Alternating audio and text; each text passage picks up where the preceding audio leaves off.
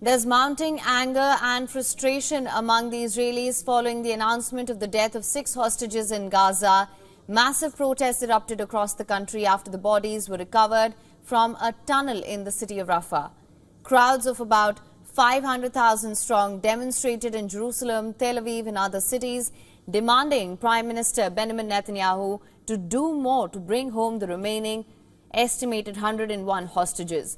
The police clashed with protesters during a massive rally in Tel Aviv by tens of thousands of Israelis standing in solidarity with the families of hostages. They've blocked traffic on the Ayalon highway. Horse-mounted police have also been called in to clear the crowd. In Jerusalem, protesters have surrounded the Prime Minister's residence as well.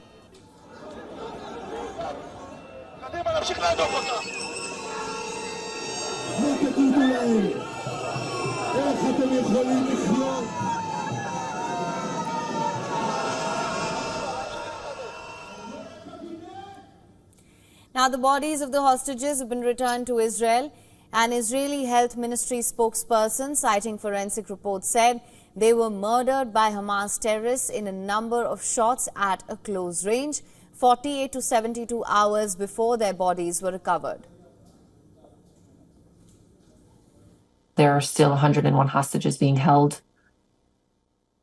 6 were alive last week, from what I understand, at least up until 48 hours before they were executed in captivity.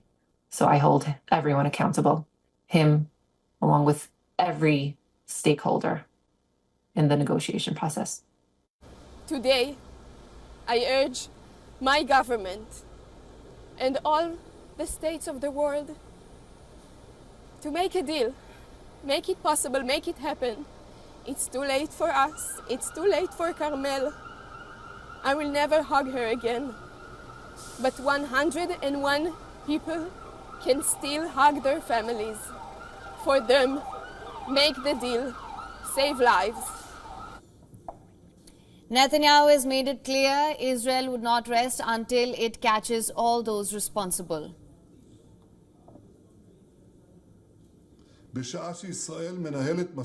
In recent days, as Israel has been holding intensive negotiations with the mediator in a supreme effort to reach a deal, Hamas is continuing to steadfastly refuse all the proposals.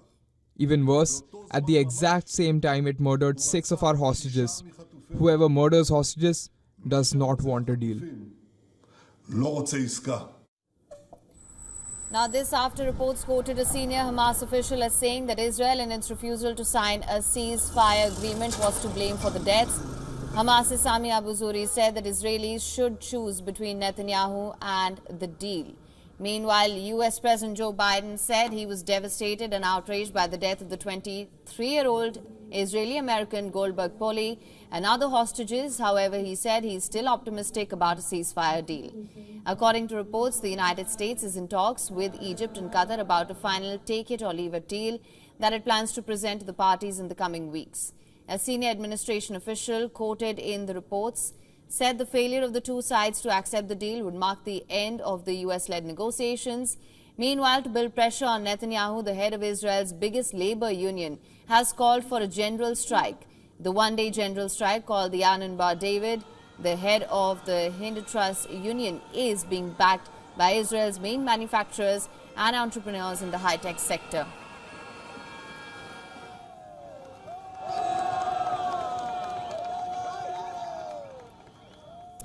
And for more on this, we were earlier joined by Peter Kuznick, Professor of History and Director of the Nuclear Studies Institute at American University. Listen to what he had to say.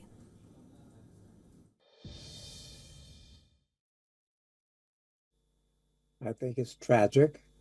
These 6 people who were killed unnecessarily add to the tens of thousands, scores of thousands of dead Palestinians who've already lost their lives in this fighting.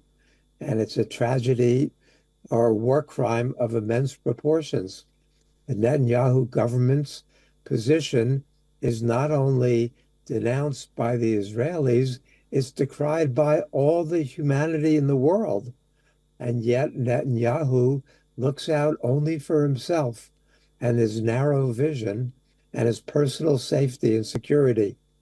These demonstrations in Israel today are enormous. Hundreds of thousands of people, as many as 700,000, 300,000 in Tel Aviv alone, and strikes starting tomorrow. Can this pressure Netanyahu?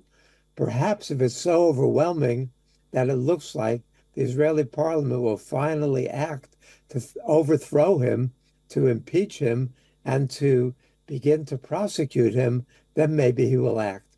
But left to his own devices, he has shown no interest in freeing the hostages, no interest in getting a ceasefire, no interest in negotiating a serious resolution to this horrific conflict. And the ones who have suffered the most are not the Israeli and American hostages, although they have certainly suffered more than they deserve to, but the ones who have suffered the most are the women and children in Gaza.